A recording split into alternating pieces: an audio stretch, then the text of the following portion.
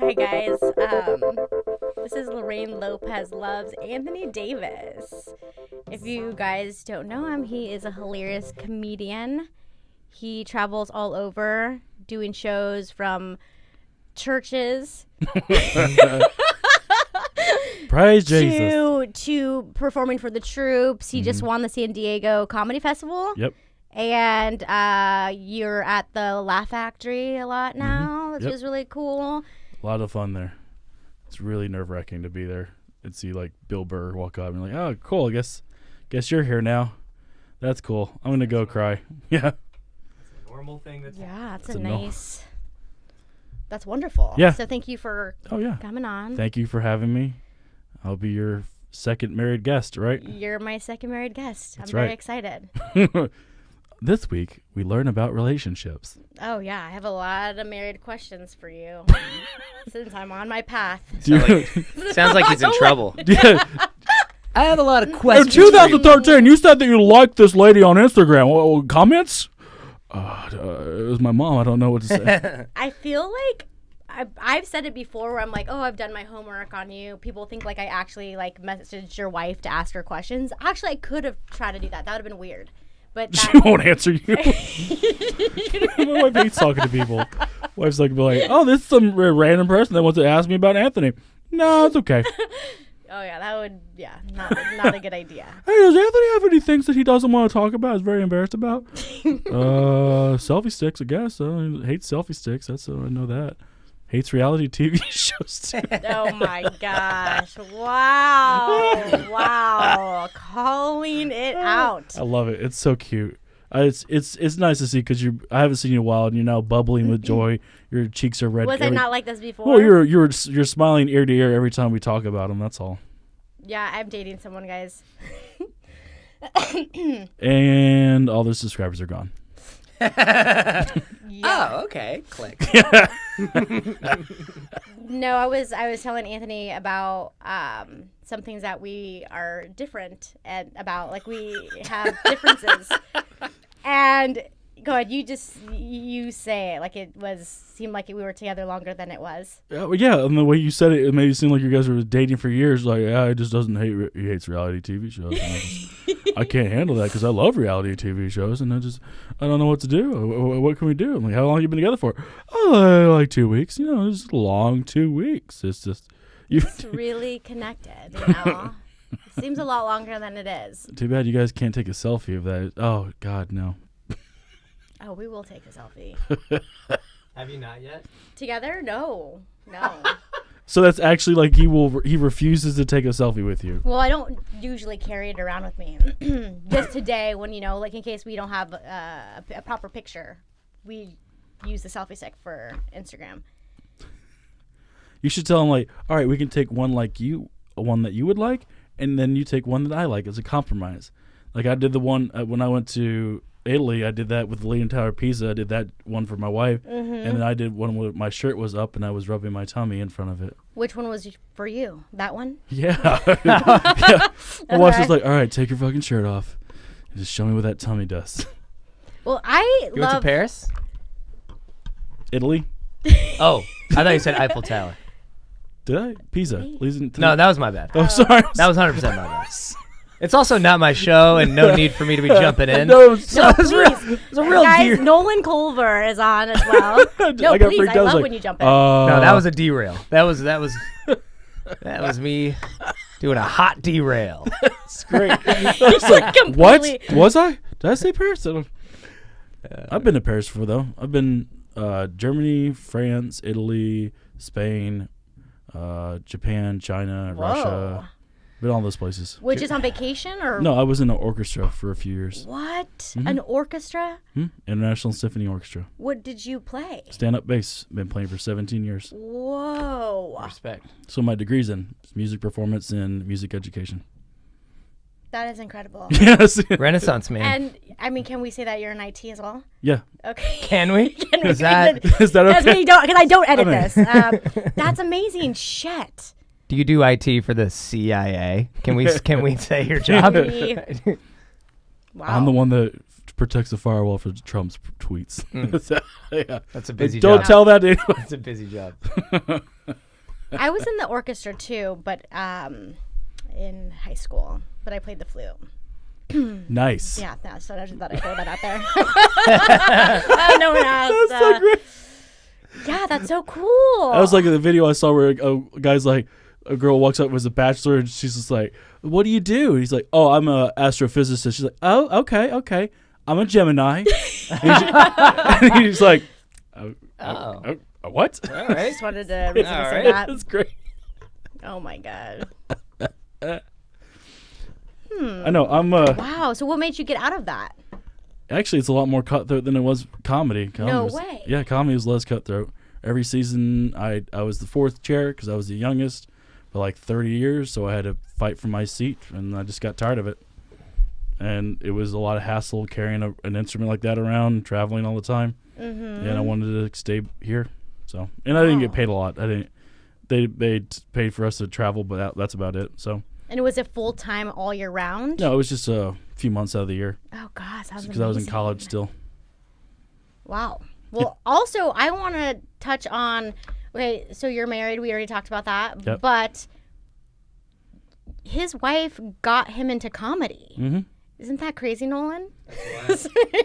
Yeah. Usually it's like, I don't want you to ever do comedy. Why would you do Yeah. comedy? Like, yeah. It was in Baltimore on New Year's Eve, and we went to a show, and she said, "Why don't you? I know you always want to try it. Why don't you talk to the comedians?" And I did. They said, "Go do an open mic," and they told me the closest open mic, and I went to it, and I got booed, and then I'm a glutton for punishment apparently. Yeah, so Yeah. tell us about that first time you did it. First time I did it, I walked on stage. I waited there for 4 hours to do 3 minutes in a dive bar called the Sidebar in Baltimore. And I went up and I said, "If you guys like jokes about trucks, you're going to love me." And then someone said, "We don't, fuck you." And then I cried on the way home. Man. It's- And how long did it take you to get back on stage? Next night. Wow. Yeah. Yeah. I mean, I've always liked making people laugh. It's always been a passion of mine.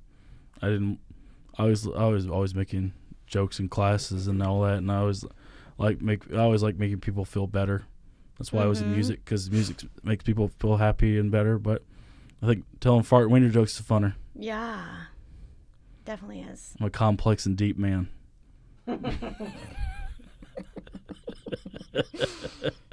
my god. I just what? What? What's your next question? What do you got for me? Would you like some relationship advice? Maybe not yet. You want to jump in on there. You want to jump in there. Let's see. Well, Just always make each other happy. Go out of your way to make each other Yeah. happy at all times. I buy my wife flowers every week, and if I'm on the road, I'll order her pizza. wow. That's good. Yeah, even if like in New Mexico, when I go to New Mexico this weekend, I'm gonna order. I already know I'm gonna told her like Friday night, you want Chinese food, and I'm gonna Postmate it to her, so I can feed her even though I'm not there. Oh, that's so sweet. Yeah, that's how I keep her happy. I feed her. So you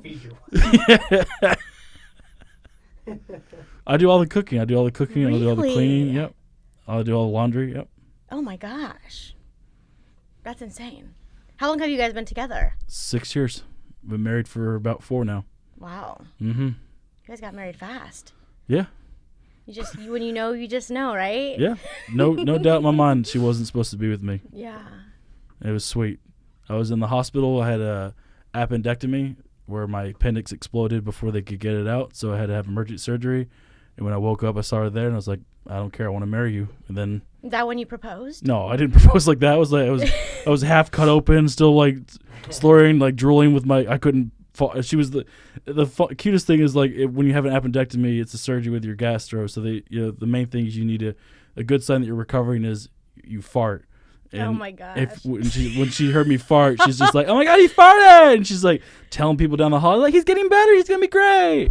Because they took out like 6 feet of my intestine because Oh it was they gosh. exploded. So Damn. yeah, Ooh. yeah, it Did was. you get it back? I asked for it, and they said no.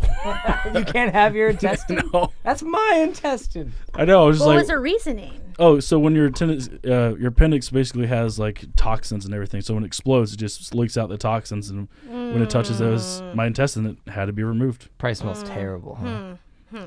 I don't know. That whole thing. But You'll never find out. But how long into the relationship was that? I was like a year. Okay. Yep.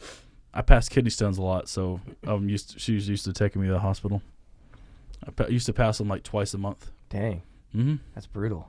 And you guys work together. Yep. She works in the same hospital I do. And how is that? She hates it because I'm very affectionate, but she doesn't want me to be affectionate in public. She wants to keep it professional. I completely understand, but sometimes I'll just walk by her desk. I'll throw her a note, or I'll just kiss her on the head. Yeah. I'll walk by and she'll say, "Don't you stop, not here, stop it." That's cute.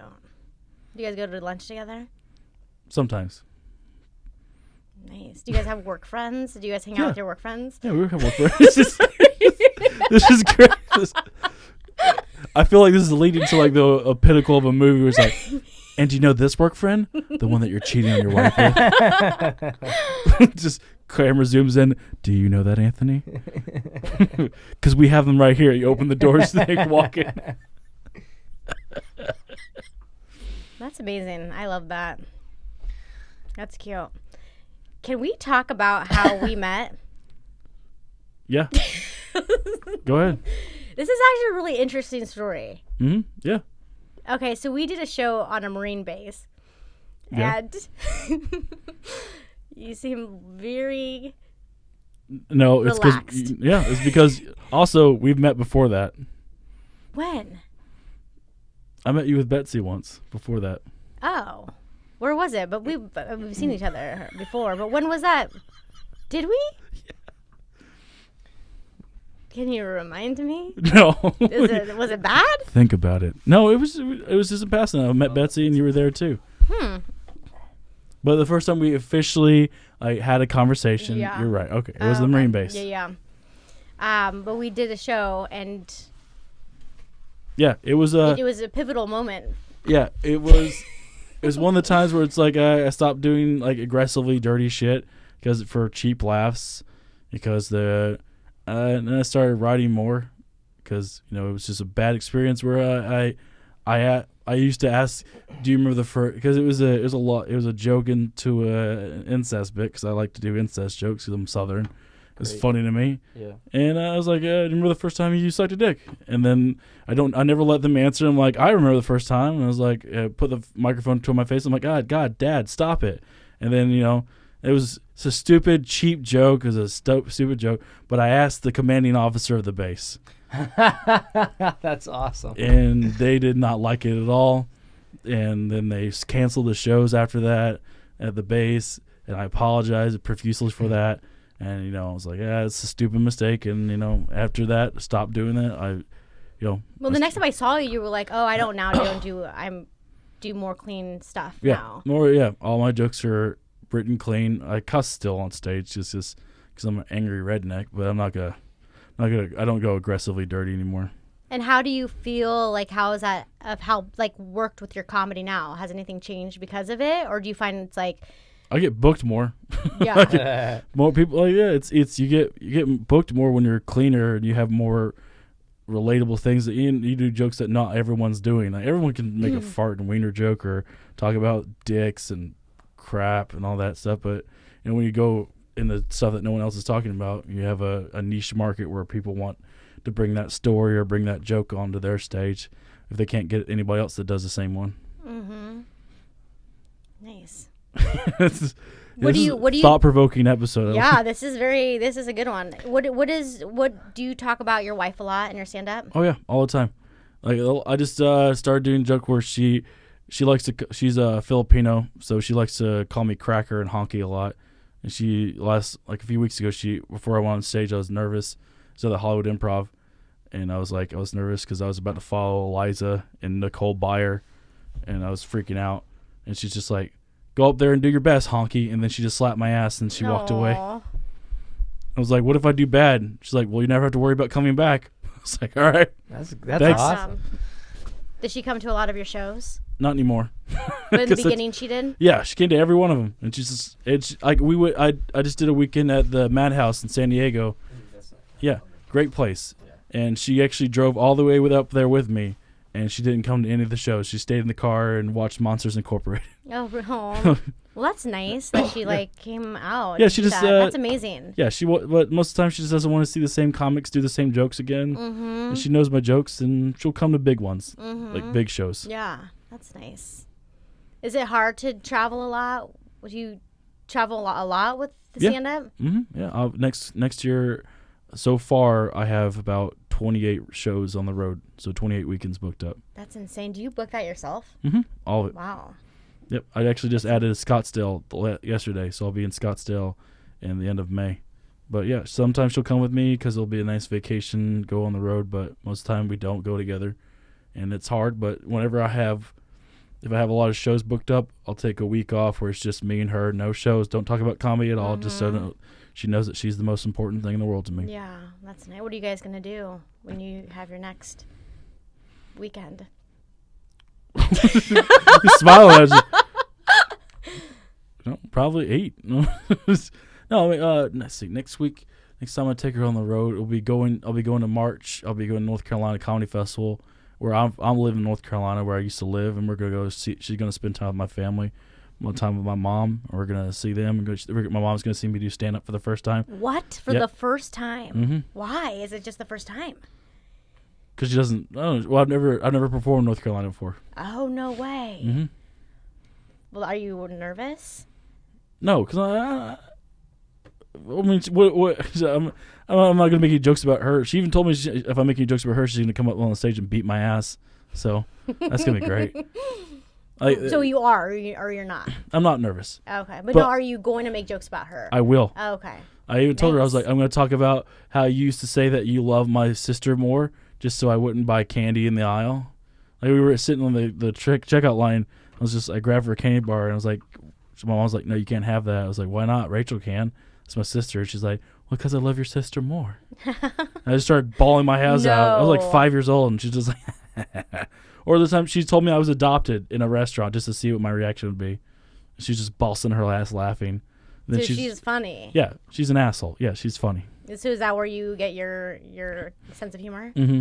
Yeah, that my dad's makes jokes too, but he's more clean about it.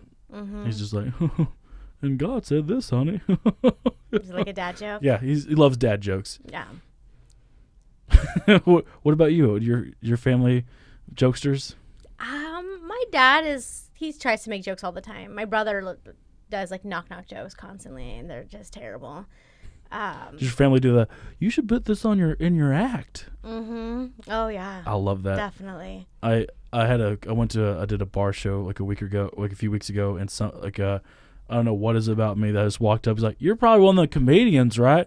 I'm like, "Yeah, I am. I'm closing it out tonight." He's like, "Oh, I got a joke for you." And he was drunk. I was like, "This is going to be racist, isn't it?" He's like, "No." And it was the most racist joke ever. It ended with a hard N word, hard R. Gosh. And I was like, "Okay, we'll see you later." And then he walked up, like before the show started, he walked up and was like, "Hey, you know what? If you use that joke, I'm going to have to charge you." No. I was like, oh my gosh. "Well, you don't have to worry about that." And he's like, "Well, I'm not racist." I'm like, "But the next thing you say is going to be, isn't it?" He's like, "No, but I own a colored TV, so I'm not racist." I'm like, "Oh, but you own it though, right?" He's like, "Yeah, yeah. Drunk people are fun. They're the best. Mm-hmm. Love when people say, don't walk up to comedians and say, I got a joke for you. Please don't do that to us." I once had a guy follow me to my car, and he was like, "I just want to know, how much did you make for doing that show?" I'm like, "How much did I make?" He's like, "Yeah, I'm thinking about getting into comedy for the money." And I'm like, right. I was so... That's so funny. It's a joke in itself. And honestly, it wasn't even a show. It was a mic. Oh, it was open. It was an open mic, and I was just like, I'm so confused right now. It's like, if you're not doing it because you're sick in the head, then you can't. You're not gonna make anything from it. I got paid in French fries once. Oh, I got a bucket of French fries. I did 45 minutes. I got paid a bucket of French fries. Yep, it was It was outside Baltimore. It was the guy said we didn't. Not a lot of people showed up. We had a sold out show. He had sponsors there. I did 45 minutes. The guy's like, we'd have a lot of turnouts tonight. I didn't make a lot of money, but I can give just French fries. A bucket of French fries. Not even a burger. No, I wasn't even upset though. I was like, what kind of French fries though? He's like, waffle fries. I'm like, that's fine. That's okay. I don't care. I drove 4 hours there and back for that. Wow. And when people say, "Yeah, do you make a lot of money doing comedy?" I'm like, no. It probably just seems like, but it's just so gratifying in itself. Yeah. So it's, Making people laugh is probably the don't best. understand that. They're like, that doesn't make sense. Why would you? It makes so much sense to us. Yeah, so I just tell people, just imagine the thing that you love to do the most, and you get to do it as much as you want. That's what comedy is. The feeling that you get having a joke, and having people come up to you after the show and be like, "Oh my God, you were the funniest. You were great. We love seeing you do comedy. It was so great." There's no better feeling than that, except being married to you, honey. Of course. Aww. She's not gonna watch this. Then what am I gonna say? She's watching the podcast I'm on. She never watches the shit I do. How did you propose to her? In Chicago, and we were in our hotel room, both butt naked, watching Mission Impossible, eating deep dish pizza, and she was eating it, and she just had pepperoni fall off the pizza, land on her body, and she's just trying to get it off her with her mouth. She didn't want to set down the phone of the pizza. She was like, I was like, that's it. That's the woman for me. And I proposed to her. Right there? Did you have it planned, or you just... No, I was just like, I can't. I knew I was going to propose to her while we were in Chicago. I just didn't know when. Oh, but you had a ring there. Yeah. Okay, wow. So And she was shocked. No, she's like, okay. She's like, yeah, fine. That's cool. Let's do it. We're not very conventional. We're not conventional. Like, we had to go to the Sears Tower and go on that little glass box that hangs over the building where you can look down and see nothing. Mm-hmm. Yeah, so we had to go there and propose to her again there, so we could tell something to our family. You have pictures. Yeah. You can't take nude pictures of your engagement pictures. Well, we did, but we don't want to show our family that. Yeah. No. But we found out that if you propose to people give you free shit. Oh, really? Yeah. So you proposed a lot more after that? Yep. That just became a thing? 3 restaurants. We went to 3 restaurants. No, you did not. Yep. Got free champagne. Got some steak for free. It was awesome. So you do the whole get it on your knee thing? Yeah. I was like, will you marry me? 3 different restaurants. Yeah. Because we got the pictures and the tower. They were usually like $30 a piece. We got them all for like 6 of them for $28. I was like, you think this happen other places? And then she's like, we're going to try it. We did. That's wonderful. I'm not going to Chicago anytime soon. What are they going to do? Yeah. Oh, my gosh. Maybe I should try to do that for fun, too. Oh, yeah. Is it too soon? Yeah, a little bit, maybe. I don't know. The way you guys have been talking, it sounds like you guys have been together for 8 years, so might as well try it. Feels like we've been together forever. His core beliefs are not what I believe in. He doesn't like reality TV shows, so how I is this don't gonna like work? reality TV either. I don't. But will I be on one? Maybe. Would I? Probably. Would I? Yes. Of course. Well, there's no probably about. The only probably is like, when can I start? Is it now? Where are the cameras? Yeah, I'm in. No, but he hates reality TV. Well, there's good things about it. I was great. I was on a reality show. I was on NBC's A New Leaf. They did an ancestry test on my family. I got to find out about my family. They recorded it, and then there's a whole season of people finding out about their family and their history, and it was great. And that was reality. So does he hate that stuff? I mean, he might like that. What did you find out? Well, yeah, mostly that my family were farmers, and we all like most of my family fought in the Civil War, and Revolutionary War, and that's it. And what's your background? Southern. Okay. Yeah. But just you do have what about European, Irish or anything in you? No, even on the show they were funny about it. They're like, we're gonna tell you something really surprising, and we need you to act surprised. I was like, okay. They're like, we found out that you're like 79% Irish. And I was like, that's not surprising. I saw that coming. I was like, the big red beard kind of threw it away. And they're like, cut. We need you to act more surprised about it. I was like, you guys would have came out and said I'm 29% Japanese. I'm like, holy fuck. That would have gotten me. But they're like, Did you do it again and act surprised? Yeah, I was like, oh. I haven't even watched the episode because like the first minute and a half is just my I don't know what was on. I have my lazy eye it was just awful. I was like, hi, welcome to our house. It wasn't even our house. So that's the reality. Reality TV shows never actual reality. Yeah. Well, nowadays it feels like nothing is anymore. Even anything social media you watch, everything's like filtered. Everyone looks like a alien. It just nothing's real. Right. So I don't know. And also, do you believe in aliens? That's actually a question that I have here for you, which I forgot. Yeah. How organic was that? Yeah. Yes, statistically and theoretically, there has to be in the giant cosmos that there is of the entire universe, considering that we are a speck of a grain of sand in the galaxy of the Milky Way. Statistically, there has to be a planet that has alien life. Do you think that there are people on Earth that are actual aliens?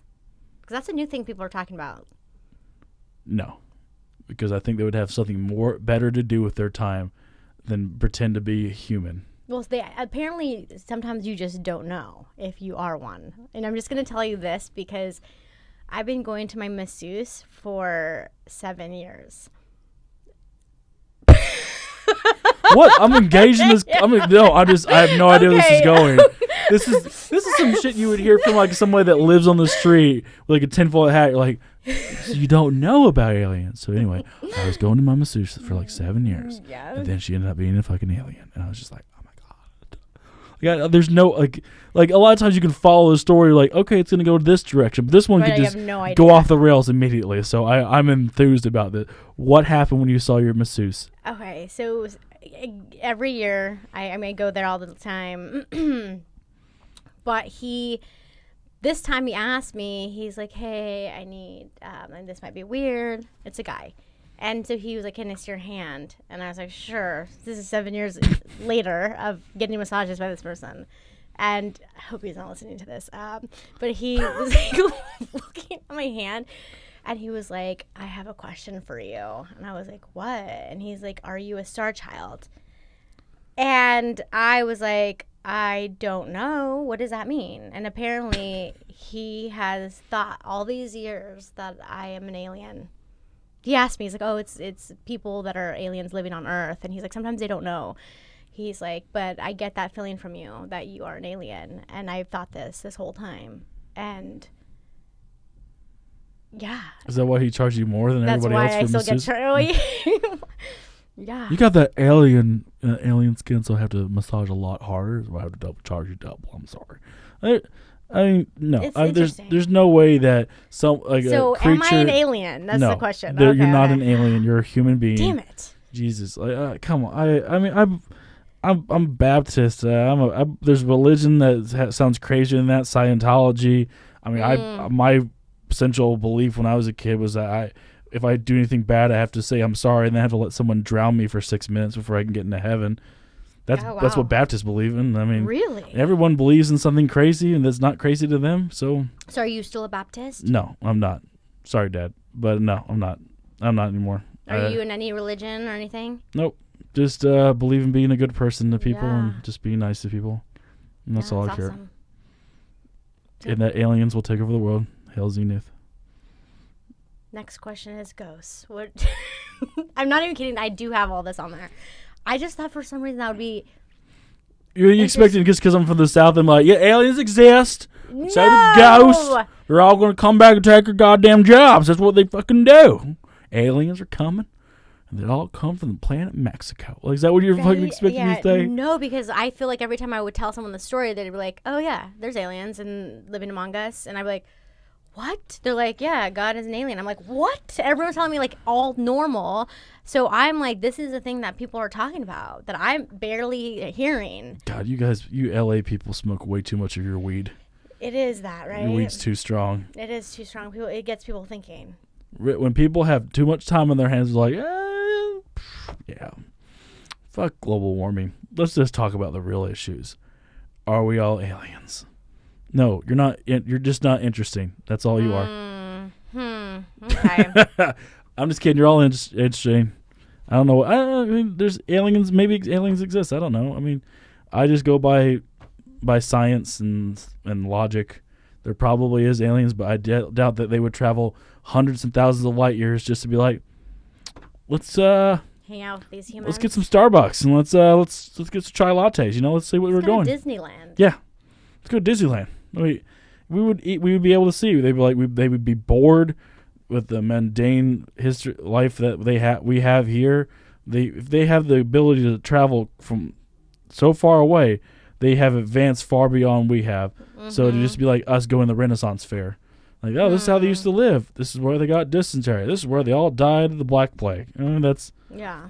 Okay. All right. I like that.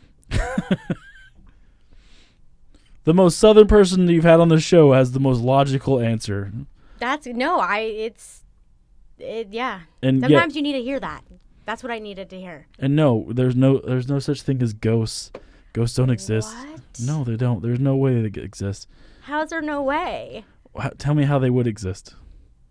Their spirit still lives on Earth. Why? Because they have like something that they haven't let go. They just haven't passed to the next world. I don't know. Then we would be surrounded by ghosts all the time because everyone. Have you ever met someone that's about to die? Like, yeah, I did everything I wanted to do. Peace out, bitches, and then they just die. Mm-hmm. So why wouldn't there be happy ghosts around? They want to stay and make everyone else happy. Why is it their main goal is just to move chairs around in an abandoned building? And they only come out with certain people. Mm-hmm. So maybe it's just not a thing that we just don't see. And if you're not a person that believes in it, you're not going to see it. I believe in it. I do. Well, okay. So what needs to happen for you to be able to see a ghost? Well, I believe in it, but I don't acknowledge it. So if I saw some you're alien Catholic. action, Okay. No, I'm not. I believe in just like you said, being a good person. I do some Buddhism too, but don't ask me any questions about it. Oh yeah, the Trials of Buddha, nice. Yeah. Nice. No, I just feel like I've had situations where I'm like, okay, there's someone in this room, but I was like, I'm not gonna pay attention. Like one time I was like, they have like the sleep paralysis thing. Mm-hmm. Well, I felt that. But that's just sleep paralysis. But people think sometimes that's a ghost. No. I've had sleep paralysis too, but I've never been like, ooh, this ghost is giving me a big old ghosty hug.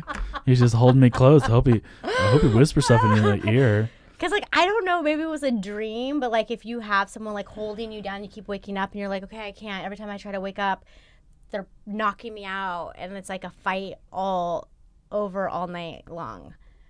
Has that ever happened to you? I've had sleep paralysis. Okay. You're like, yes, that's sleep paralysis. Yeah, but I've never woken up and, like, felt a presence holding me down, just been like, we should knock his ass out again. He keeps waking up. And the ghosts are like, why are we doing this? Why are we holding this guy down? Oh, I'm going to teabag him. Oh, okay. That's what ghosts do. That's what ghosts should be doing. Is teabagging us? Yes. All right. Like, why wouldn't they be doing that? That's hilarious. What's your gift? Hey, Marty, how'd you die? Oh, I was about to teabag my best friend, but I choked on a chicken wing, so that's my unfinished business. I got to teabag a bunch of people before I can go to heaven. No. But you're right. So maybe if there wasn't ghosts, because they would be doing crazy shit like that. Yeah. As a joke to us. And why would they be? I mean, everyone dies with unfinished business, so there'd be billion. There's more dead people than there are alive people, so we'd be wall to wall with dead people beside of us. True. Which is the most chilling thing I've ever thought about in my life, is that there's dead people chilling right next to us, covered wall to wall with dead people in this room. Mm-hmm. Have you ever been to the catacombs in Paris. Mm-hmm. Yeah, it's Chilling just with a bunch of dead people. yeah, they're just dead bodies. It was They're just cold. yeah, it's cold. Did you enjoy that experience? It was. I love learning about history, but for me, people are just like, oh my god, I feel a chilling presence. I'm like, we're underground and it's wet, so yeah, that's your chilling presence. But no, it's amazing to see that. I just thought it was an amazing experience because it's a wall of bones, skulls on the walls. Due to the Black Plague that took out half of Europe. Mm-hmm. I mean, it's amazing watch, but it's, if you go over, you're like, this is because these are all ghosts and they're all gonna come back and get us. Like, no, you're just gonna have a bad time.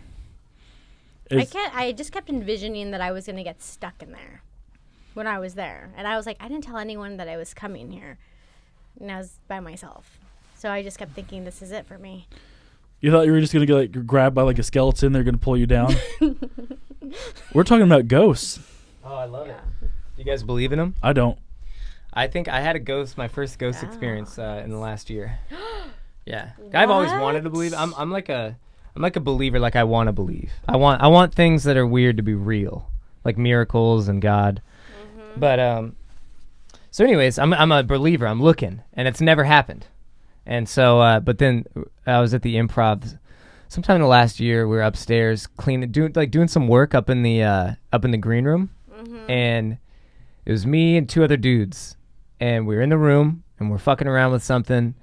And there's these high top tables, and they have candle settings on them, like the kind of big heavy settings with candles, like fake candles, and then also a tablecloth on that. So all of our backs are turned to that table and that tablecloth with that candle setting on it. And we just hear goosh, loud thud. We turn around. The tablecloth is off the table and the setting is off the table. And we were in there before. They're not wobbly. They weren't set off to the side in a curious manner. There was nothing. It was weird. And the weirdest thing was we were already talking about ghosts a lot. Like all day. And then I remember it was not even a week before that. Me and a dude, this dude Matt, who is also a non-believer, was talking about they say it's haunted here. I think it's bullshit. I'm like, I'd love if it was. And I was like, dude, I would love, and I meant it, I would love to see a ghost. Love nothing more than to see a ghost. I remember looking up in that little mezzanine area in the front bar, being like, I would love if there was a fucking ghost right now. It would make me so happy to see something like that. And then that happened. So I don't know. I don't know if a ghost did it, but I don't know what made that thing jump off that table. The tablecloth. I would say it was a ghost. I don't know. I don't know what it was. That's good to know. I like to know that there's maybe some ghosts at the Improv in Maybe Hollywood. they're just bored. They're like, fucking, what do you want to do? Let's play fish for the 7 billionth time because we're ghosts and we're dead all the time. I guess we can just come and fuck with some people. That'd be cool. And then my buddy, who's so funny and so kooky, so fucking funny, this kid, funnier than half the comics I know.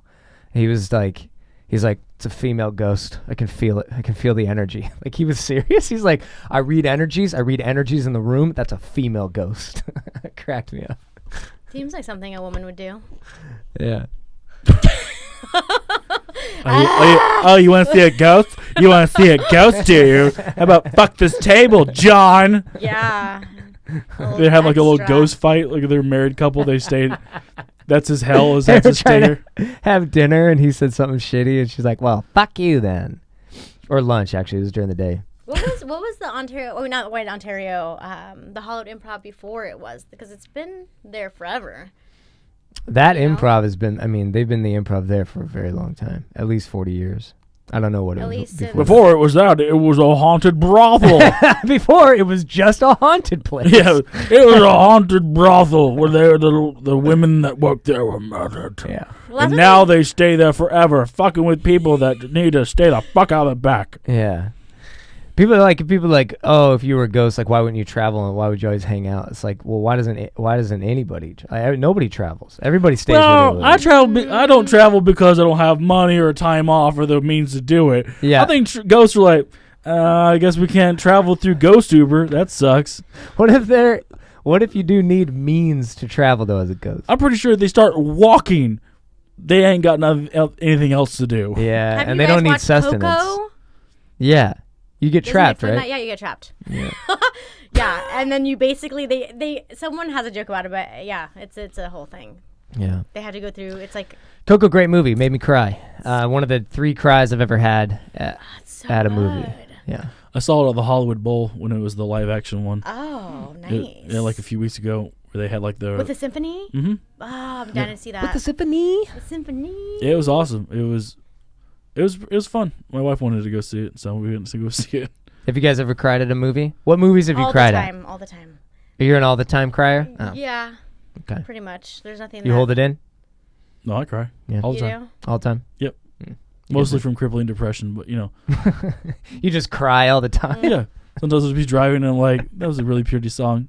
I I cry. I was talking to my family about this, but I cry if I wake up in the morning and immediately listen to music. Music will make me cry, just in general. There's something about the sensitivity to the early morning mindset that, like, just most good music will just and I'll get emotional. Well, a lot of times, music has a tonality to actually go inside, and the vibrations and the sound goes to your cerebral cortex and helps with your mind. That's why when you hear like depressing stuff, it's usually in a minor key. Minor is a very dark key, has a very somber. So that's why a lot of funeral songs or like Mozart wrote a lot of stuff that was in minor keys because it's depressing. All the things we were saying about because he lost his dad, and his dad died, and he had a whole symphony about it. And that was before he died and everything. So that was all in the minor key. Mm-hmm. So minor key, if you hear something in the minor key, it's usually going to make you sad. Mm-hmm. What about the accordion? Is that in the minor key? No, accordion is in the annoying key. Okay. Just I love the key of annoying. I love the accordion. That's like some romantic music. Are you sure? Yeah. Yeah, it makes sense why Yeah. you like Coco. That makes sense now. Yeah. There's no accordion in the Coco, is there? Do you mean accordion like Like French? See, yeah. because Like a there's French polka bistro. accordion. Okay, not that. There's a difference. Yeah. Yeah. I know what you mean. That kind of We Frenchy go to stuff. French, then we go down the street. Dun, dun, dun, dun, dun, dun, dun. Yeah.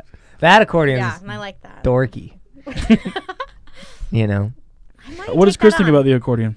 He really likes the accordion. Oh, it'd be funny if he's like, There it he is. fucking hates the accordion. No, he Guys are really just does. polar opposites. I like vegetables. He fucking hates them. Yeah. That's like the one thing And the we Jews. bond on. The one thing you guys I heard that by the way. What got you guys together? We were at an accordion convention, and I had a selfie stick, and he walked up and said, "How dare you use a selfie stick?" And then it was magic from then there. I'm also thinking too, because with stand-up comics, you always get a lot of people do suffer with depression, or there's a lot of things.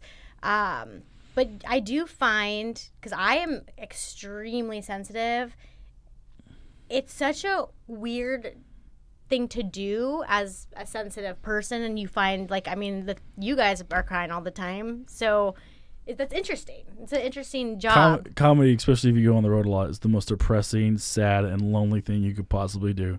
Yeah. But when you're working, it makes it seem like we're the happiest. We want to party all the time. But as soon as I get done with the show, I go back to my hotel room and just wait to the next show. I don't go out and party. I don't drink. I've never drank before, so it's like, well, let's go back and go play Xbox in my hotel room. Yeah. It's like, hey, honey, how was your night? Oh, I just stayed in and just didn't do anything. All right, I miss you a lot. Want to FaceTime, and then I go to sleep, and that's it. Yeah. It's the most lonely. It's Yeah. especially if you're sensitive. I miss her a lot, so it's like, but you can't be cold and it can't be like hard and then that one day it's gonna be where it's too much. You're just gonna flip out on the audience. Someone's like, what do you want to make bus? You're like, oh, I'll fucking kill you. Like, you don't want some of that happening. No. What is your process? For what? Dealing with it? Yeah, or like, do you do something before you perform? Because I feel like I need to start meditating more and like getting myself, just my energy prepared to I stretch stretching. because I'm a high energy and I move around a lot. Yeah. And I scream a lot on stage. So yeah, I drink honey, hot water and honey. For your throat. Yeah, if I'm doing like an hour set, yeah, I'm like, because I don't want to be like the first 10 minutes. I'm like, and then I went down the. Yeah.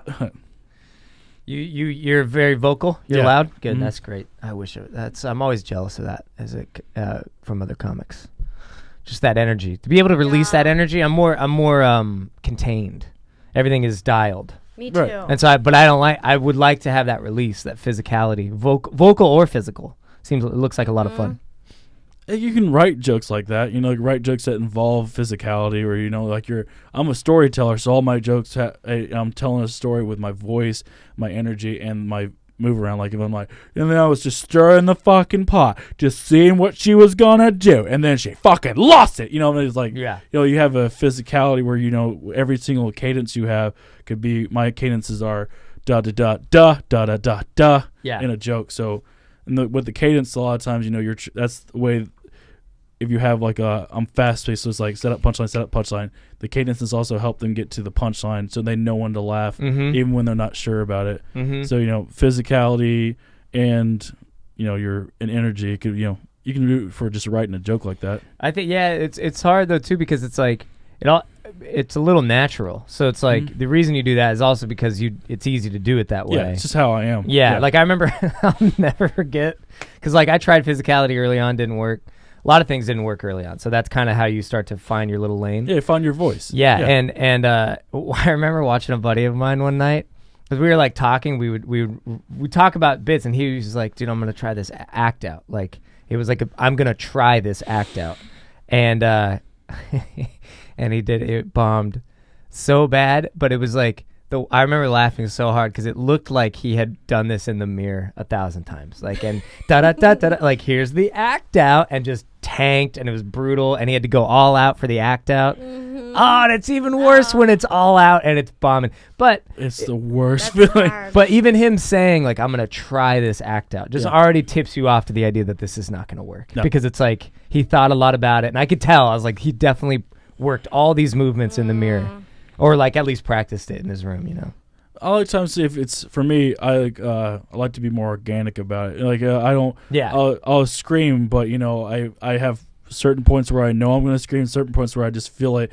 Like I feel the energy from the audience. Where I'm like, all right, I need to get them more involved. Yeah, with it. yeah. And it hurts more when you're like the high energy, high impact, like do a lot of movement, and then it just doesn't work. Yes. Because then you're just like, okay, but then you then you got to remember, like, well, I've done that joke 2,000-3,000 times, and it works. So I mean, it's not their fault. It's not my fault. It's just not hitting with these people tonight. So what about in the beginning though? See, that's the hard part, is like to learn, like push through in the beginning when you don't have the bank of success to stand on while you're bombing. Oh yeah, and you're just eating shit. I mean, but at the same time, I think it's probably just a knowledge of yourself. Like I have a couple buddies that would bomb with physicality, but I knew, and they knew they're going to be good at this. There's just something intuitive about it. You're at 47. By the way. Oh, okay, thank you. For me, it was a lot of times when I started in the beginning, I would say with this when my accent's on stage, I'm a lot thicker, and if joke didn't work, I had to fall back. Like, all right, fuck y'all, then it didn't work, and it always got people laughing because it's just me.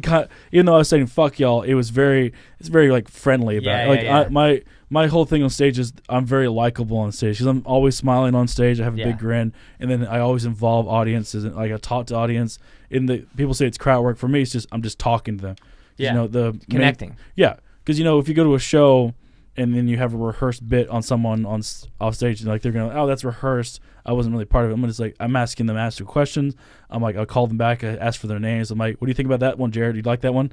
Getting them involved into it, because then it's an experience, not just a show. Yeah. And I don't like roasting people. I don't like if someone talks during the show, I give them 3 chances. I'm like, all right, yeah, all right, appreciate you, but I'm gonna do this. Is my job. Appreciate you. Yeah. I'm like, thanks a lot. Or someone's like, I did a show where they were like screaming the whole time. They're like, I'm sorry, this is my first comedy show. I'm like, you don't have to be sorry. You're having a good time.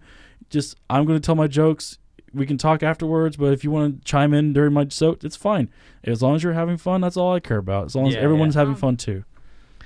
Yeah. But then when she kept going, I was like, you motherfucker. I was going to say, there's a line though, right? Yeah. 3 chances. I'm like, all right, I give them a chance. I'm like, that's 2. Yeah. Don't do it again, or I'm going to come after you. And then 3, then all bets are off. That's something I got to get better at, is to be able to shut that down funnily. Because there's one option you do not have is don't shut it down. Right. So the other options are shut it down good or shut it down bad. Yeah. And then I'm still working on the good. If you go after them immediately, they're out of it. They're going to have a bad time the rest of the show. Everyone else is tense because they're like, well, I can't cough or he'll come after me. Yeah. And then most of the time they'll never come to another show because they're like, wow, he went after them hard, like went after their family, them. Yeah. Like, I mean, for me, it's just like, all right, jokingly, like everyone else is having a good time, but come on, you want to. We all pay to be here. I want to tell you my jokes, and I really think I can make you guys laugh. Yeah. Like I'm being very compassionate because people get drunk. Yeah. When you get drunk, you don't mean to yell. They don't know. Yeah. I mean, it's okay. And also, people don't. I realize more often that like a lot of people have never seen a stand-up show in their life. Right. Yeah. How many people have never? They have no clue what to expect, and they think that they're contributing and they're like helping or something. Yeah.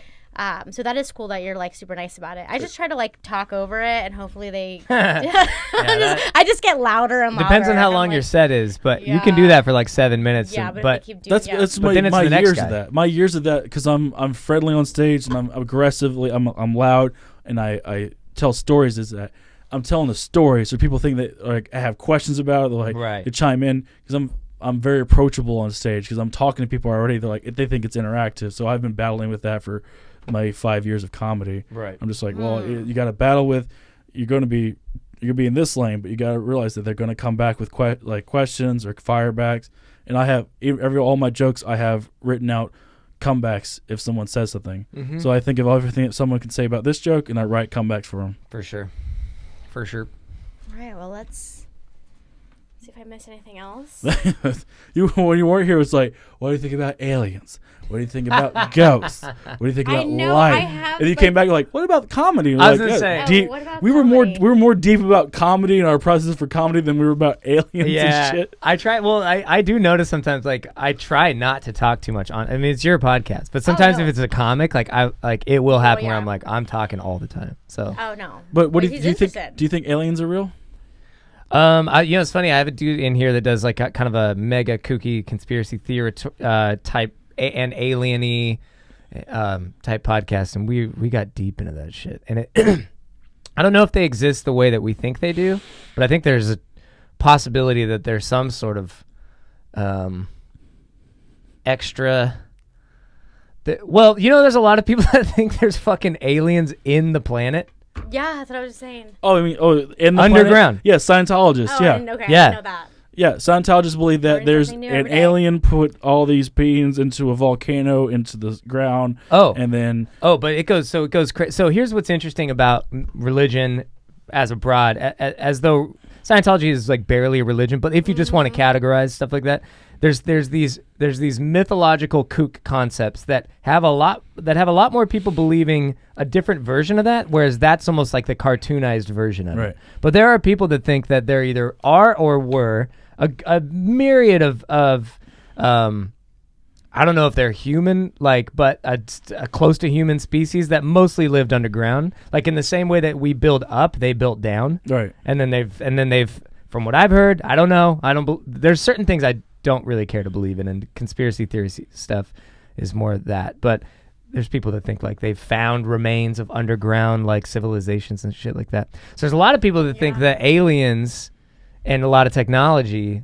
I don't know if they would say that. Well, I mean, I went to a church where they put their hands through a bunch of buckets and they pull out snakes and they shake them and speak in tongues. Pentecostal, baby. And they think Shabba dabba doo. Yeah. Oh, yeah. And what do they think that is? They believe in in the Baptist Bible. They believe it's like Mark 17:18 is those who pick up the snake shall not be bit by the venom and it shall not affect them. Yeah. And they think that if they pick up snakes and they shake them, they won't get bit.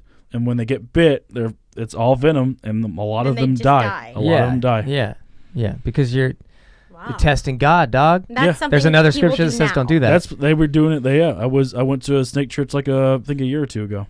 Oh gosh. I was the funnest experience ever. I laughed the entire time. What church? I went to one of the snake churches. Oh yeah, and everyone lived.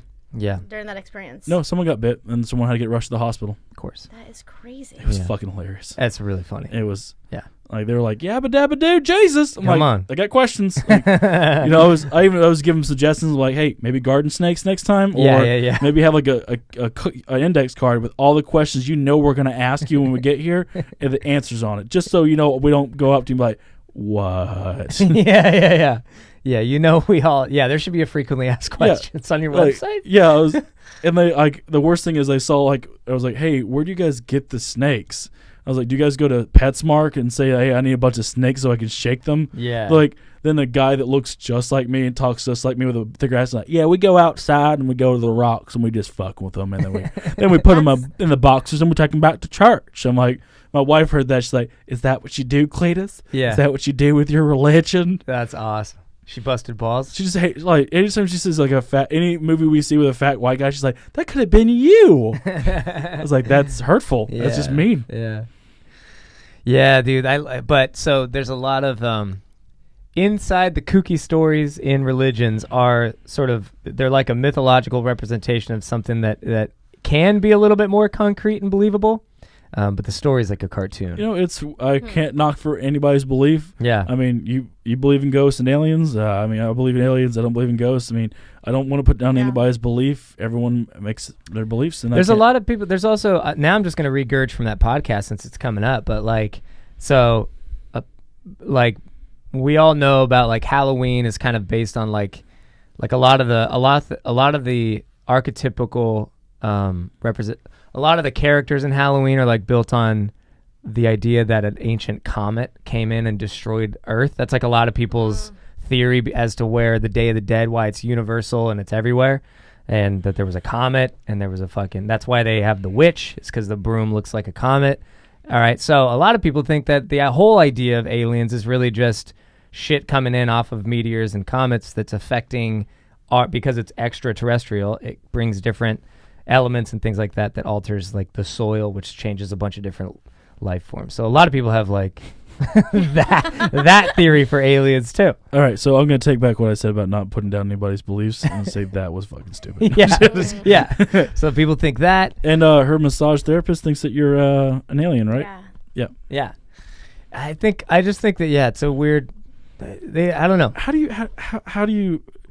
does he not like poisoned you just to see what affects you or not? Like if he legitimately thinks you're an alien, why has he not just like poked you with like a needle once and like, is that green blood or she has the same blood we do? Like, like why has he not gotten it tested?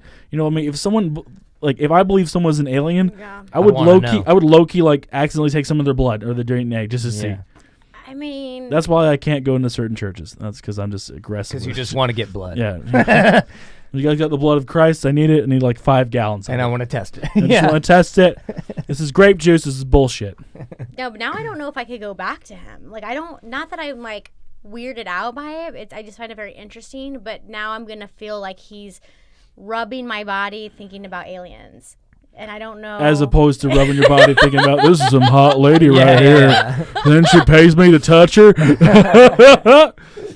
I mean, I've only gotten one massage in my whole. I don't like it when people touch me like that. The first time I got a massage, my wife was there, and I giggled the whole time. And when like he was massaging my fingers, I grabbed onto his hand, held it. I was like, "We gotta buy me dinner first." Hey. And he was like holding my body together. He was really rough. I was like, "Do you guys have someone that doesn't feel like they were a professional wrestler before?" Like I don't like it. I don't like that. Not even if your wife give you a massage, that would. No, I don't like it. No. Wow. Yeah, I'm weird. I know. It's good to release toxins. It's like a good thing to do once in a while. You gotta release the toxins. Mm-hmm. Toxins. I smoke weed. You gotta drink a lot of water afterwards. Drink water. That's what my guy tells me. Smoke marijuana. Well, I mean, he's telling you like. And when you leave, you also say, remember, I was one of the good ones. Just in case you enslave us. Yeah. Drink water. Or don't. Or drink sand. Whatever your aliens drink. I don't know. I have no idea. I need to look it up. I need to look more into what kind of alien you would be. Yeah. What kind of alien you are. That's like a BuzzFeed poll. What alien are you? Right. You an underground one? Are you a comet one? Are you Mars Attacks? Are you... Sounds like my vibe. All right, so I think we're going to wrap up, but do you have any life hacks or... It's my new thing, life hacks or... This is the best wrap up ever. I love it. Or just, or what is like a life lesson or... What is a life lesson? What's a... or a great date spot that you think is really wonderful that you would like to share with us? For me and Chris. I love it. Chris, if you're listening, I'm going to suggest very, very cheap places, so you're welcome. No, I took my wife to Barton G's once. That's Ooh, yeah, okay. yeah. That Fancy. was wow. Yeah, I did not know it was gonna be that expensive or that unnecessary. I mean, it was like $250 for like I got like lobster mac and cheese, and it came on like a mouse trap, like cheese on the little spring, and they were so cute about it. They put it on my table. I was like, "Thank you so much." I was about to dive in. They're like, "Excuse me, sir," and then they put the trap from one side to the other. Like, there you go, you can eat it now. I was like, can you just take the rest of this away and just leave me the plate, please? That'd be great. I don't want It's this. like a huge ornament on your table. Yeah, and we It's got insane. like the fried shrimp, and it came in like an actual like the popcorn shrimp, and it came in like a popcorn machine. And I was like, oh, this is why it's $37 for Popeye popcorn shrimp. Awesome. Let's see. Life hack. As I told you, I use mason jars every day for my tools and everything. They're reusable. I use all my containers once or twice to use them for when I used to work. I was a lumberjack. I used to do that stuff. I was a lumberjack for 6 months. Wow. Oh my gosh. Yeah, I don't wear plaid just for that. I was a lumberjack in North Carolina for 6 months, and I stopped because on my way back from a job, my stomach hurt, and I let out a huge fart that hurt me deeply. So I stopped for a second, and then 4 feet in front of me, a tree fell. It almost killed me. No. I was like, I'm done. I'm not doing this again, but thank you, Chipotle, for that. I appreciate it. Oh my gosh. Whoa, dog. Yeah. That's insane. That was your last day. Yeah. Aliens, dude. Yeah. Alien's like, all right, we beat him that stomach ray, so he's gonna stop, and he saved his life. You owe us, Anthony. So you farted, and it you hurt. You ever Saved heard your if you're like, oh, my stomach, Or and is then that it just your wham! intuition? And is you is that slowed your down to- intuition or a fart? No, it hurt. It was Okay, definitely a fart. I remember. I almost shit myself. Right. Damn. But then, but you decided you slowed down. It hurt so bad. Yeah, Like, I it caught you stopped. up. I stopped. I was like, oh, my stomach, that hurts a lot, and then crashed right in like about 5 or 6 feet in front of me. Oh gosh. If you guys look at the most dangerous job in the country is lumberjacks. Lumberjacks. Yeah. Like Yeah. most, they are trying to get it. That's like the biggest push for automation is that people are like the best thing I can do for these people is not let them work here. Is let machines do it. Yeah. Because they die so much. Stop trying to automate driving, because that's an easy, safe one that is like employing an incredible amount of people. Yeah. And then automate the ones that suck. Right. Yeah. It's a life lesson right there. There you Yeah. go. If there ever was one. Yeah. And let's see, a good date spot is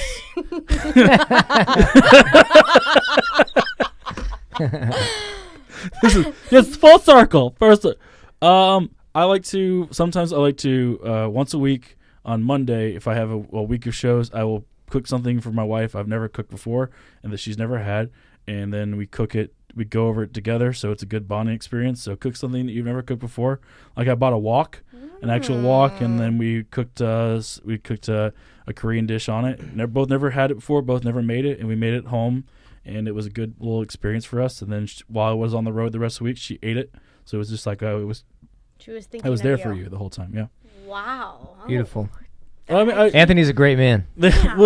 Yeah. like when I was these telling you are- about the etiquette class, they were teaching us how to how to cook, how to clean, how to speak without accents. We taught us how to dance. I mean, it was That's great. yeah.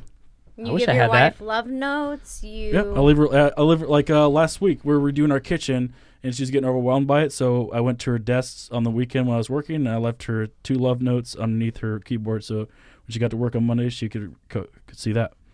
It's beautiful. Love it. that. Yeah, you'll get love notes from him, but not on selfie sticks probably or No.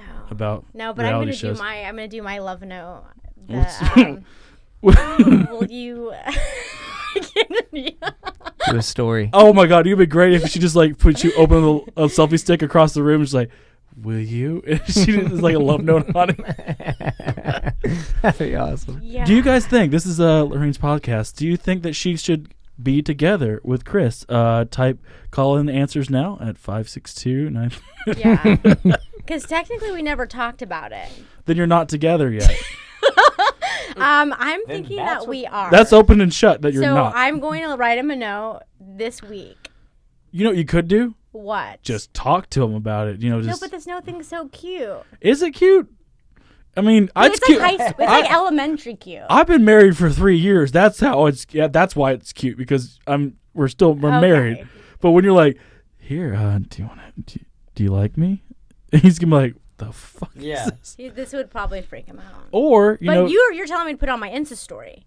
That was a big bit. That was okay. I mean, the reason why you said it is because he's so against social media and like taking selfies with you that if you did that, if you tagged him and you did a poll with all your followers, that's so funny. That would be like the most disrespectful thing for him. That he'd probably be just like, why would you think I like that? And also, like, I don't even follow him. You don't follow him on Instagram? Mm-mm. Does he follow you? Nope. Yeah, you're definitely not together. I don't know if this is gonna make it. Yeah. But you know what? I mean, they've been together for too long. They can't break up. What their life's going to be? It's like being in prison for 40 years. I know. I can't go back the way I was before. No. There's no way. I can't live. Just ordering a pizza by yourself, like There's no way. This doesn't make sense. Who eats this with me? I'm scared. Netflix doesn't make sense with that. Yeah, he can definitely not listen to this episode. By the way. That's awesome. I like how you're like, really we don't wanted edit to. it either. So I'm like, don't. okay, let's go into it then. Yeah. He can listen to like the first 20 minutes. The last part, we'll cut it off. All the deep and intimate things we're talking about comedy, and then you're like, go ahead. Let's say listen to that part. Let's say something really deep so she can't edit it out. Yeah, Yeah. and that's when I realized that I am actually more comfortable as a woman. But Chris, you should listen to this part. Yes. Pick it out. Gosh. Pick what you need to edit. I was I was touched as a boy. It's really good having you guys in here. And You're married though, right? yeah, I am. Yeah. See. Yeah. Ring. Yeah. Rang. Blang blang. Rang, son. Rang.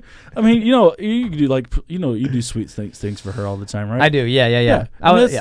It's It's the only way to make it work. the sweet little things just gotta make it. Like as a comedian, I make her laugh all the time. Yes, same. Just I would say that's my number one export.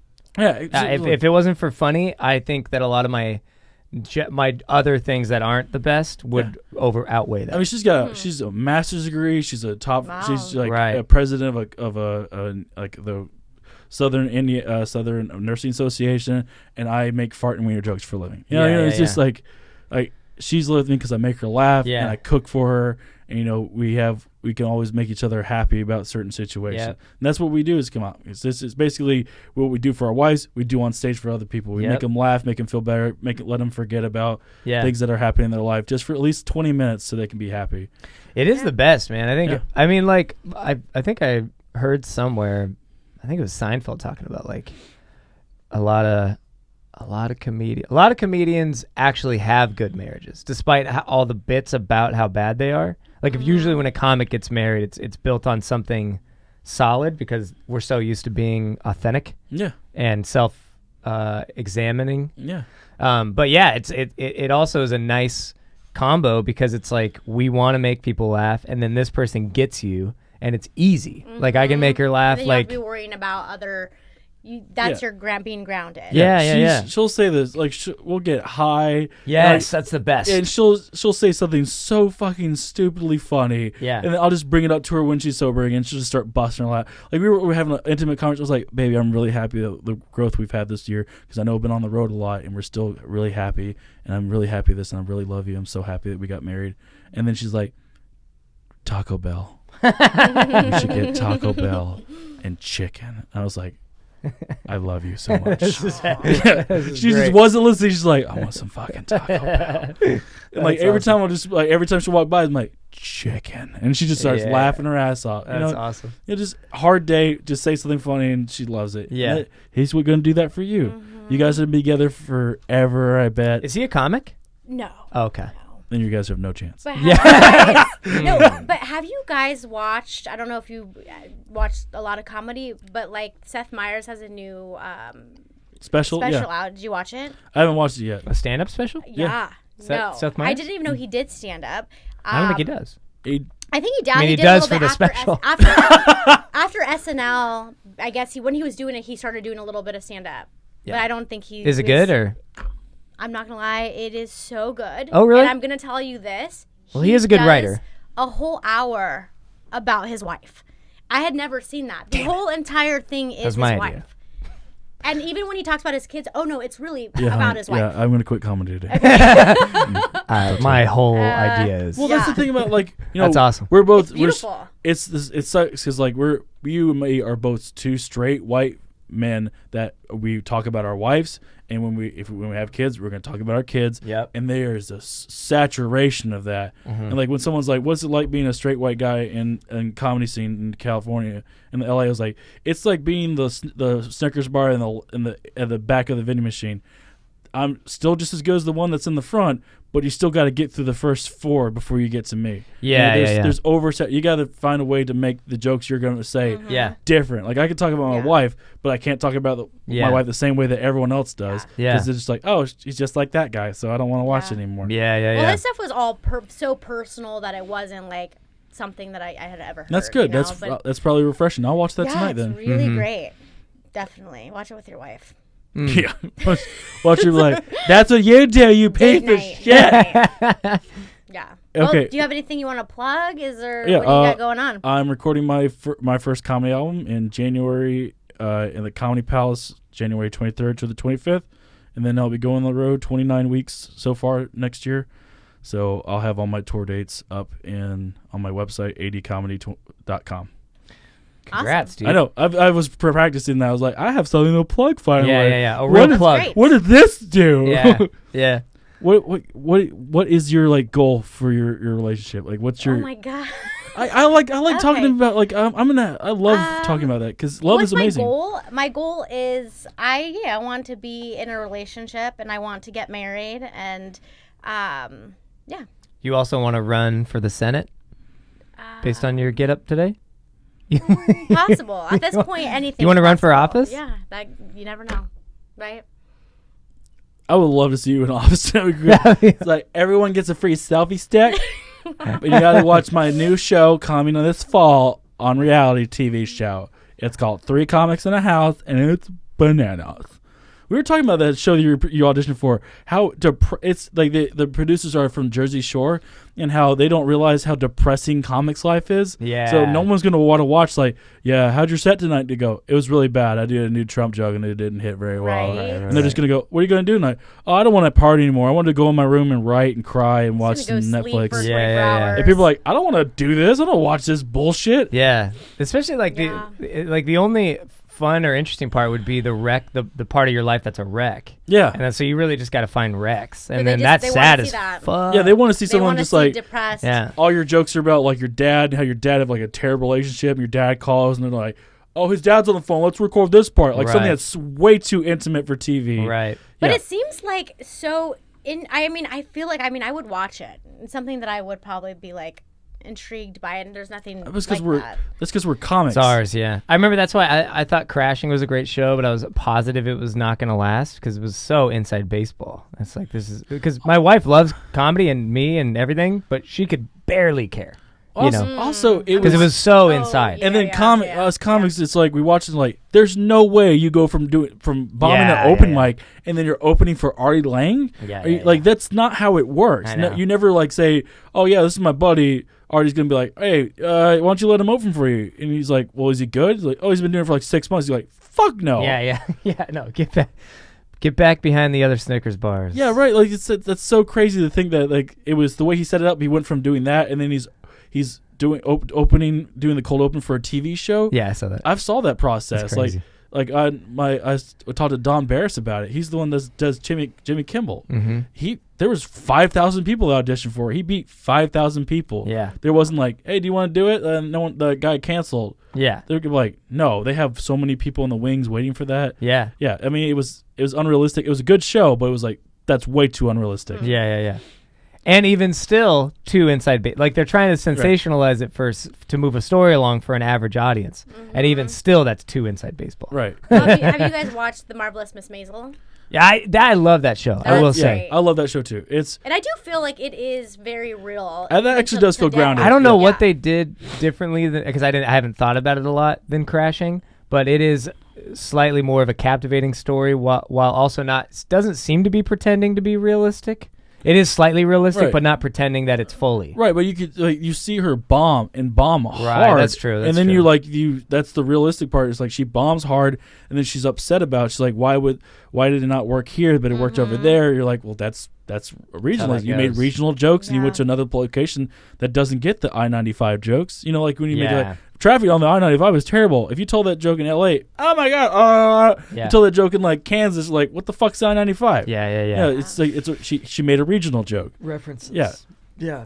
No, I love that show. Yeah, it's a great so show. I can't wait good. for season 3. Although, do you guys remember when they were in like the Catskills? Do you remember that arc? Yeah. That went on way too long. Like, get out of the Catskills. Yeah. That was lame. I don't know what they were thinking. They're trying to stretch it. Yeah, well, I mean, they're on season 3. They're about to start season 3 now, right? Yeah. Is she blonde? I think she's blonde now. I saw a picture. And then she's about to go on the road with the that jazz singer. Yeah. Oh. Yeah. I will say that show, I was so hooked. A, it's comedy, and B, like that realistic arc of developing material, and then bringing Lenny Bruce in. There was just something so magical about that. I was like, oh, this is cool. Yeah. Also, like when she pissed off that really famous comedian. Yeah. She lost a lot of opportunities. Yeah. We see that does happen. Exactly. Right. If you don't watch the way you talk around other people, the way you say it, you're Yes. I Very mean, true. How you act off stage does travel. It'll prevent you from getting booked. 100%. People talk. Yeah. If you fuck up at one club, that booker will tell everybody else that he could possibly know, and they will lose a lot of opportunities. Yeah. That's why I don't drink or do I'm very polite when I meet the audience or the wait staff. I pick up after myself. I'm like, can I just get a water? I say thank you, a tip. Right. Just You want to have polite. good reputation. Yeah. You know, and that will make you come back. Yep. For sure. Well, what's your biggest advice for new comics? Don't be a dick. Yeah. Right, and don't be a dick. Dude, I will say there was 2 pieces of advice floating around for a long time. One from Burr, one from Louis, because they were like emails that people had gotten from them, and then they became a little bit like they were just part of the comedy lore of advice. And Burr's the longer you do it. See, here's the thing. When I first heard this advice, I didn't believe it. I didn't believe it was this simple. Right. And the advice was, it's essentially Louis and Burr mixed. If it's the perfect advice, it's get up as much as possible. Try to be original and funny. Don't worry about anything. And then this is Burr. Don't keep your head down. Don't pay attention to what people are doing, or look around and try to achieve. Like don't think you need to make this happen or this happen. Just don't be a dick, and then try to get up as much as possible and be funny. Mm-hmm. Those 2 variables are all you need. And it's like, I remember when like a year in thinking like, no, that's not it. I also got to figure out what my next move. Mm-hmm. I gotta have things planned. I gotta make things happen. And it's like, no, you don't. There's no way you can make any of these things that you want to have happen.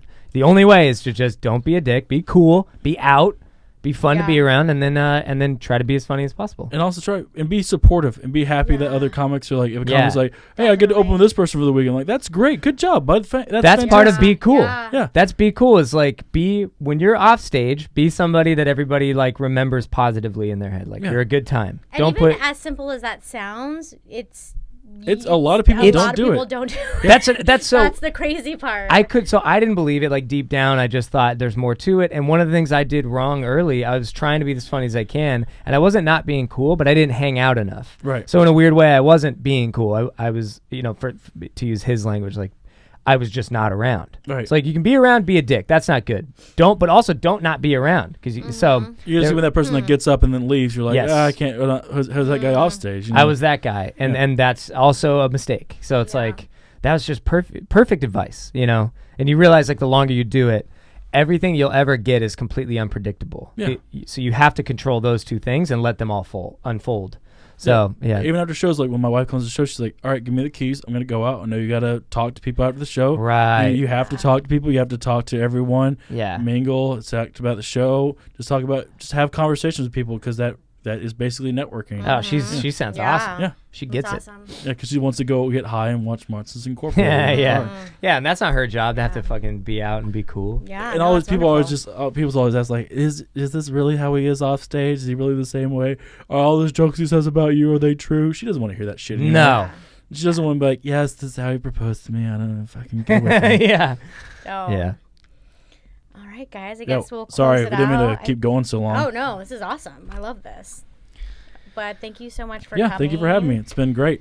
Very fun. Nolan, thank you as always. You're amazing, and thank you guys. Love you, Lorraine. Oh, and if you guys want to comment, if you think that you're an alien, comment below, and we will send you to the nearest mental health institution we possibly Or can. if you see a ghost, please DM me. Let me know your story. And we will not put it on air because you're crazy. But thank you so much for tuning in. Also, if you enjoy this podcast, please subscribe, comment, and rate on iTunes. Thank you guys. This is Lorraine Lopez loves Anthony Davis. Good night. Peace.